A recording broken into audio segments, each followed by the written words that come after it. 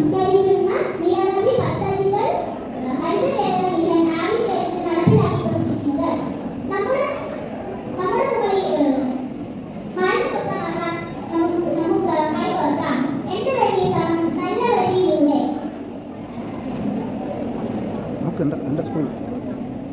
നമ്മുടെ നാട് ഇനി ഒട്ടേറെ കാര്യങ്ങളിൽ മാനമുക്തമാകേണ്ടതുണ്ട്. ഒരു വിദ്യാർത്ഥിനി എന്ന നിലയിൽ ഞാൻ എന്റെ വിദ്യാലയം വൃത്തിയായി സൂക്ഷിക്കേണ്ടത് എന്റെയും കടമയാണ്.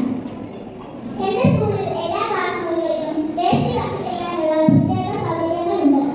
അടുത്ത തല പ്രോസസ്സിംഗിലേക്ക് മാറ്റാനുമുണ്ട്. പൊല്യൂഷൻ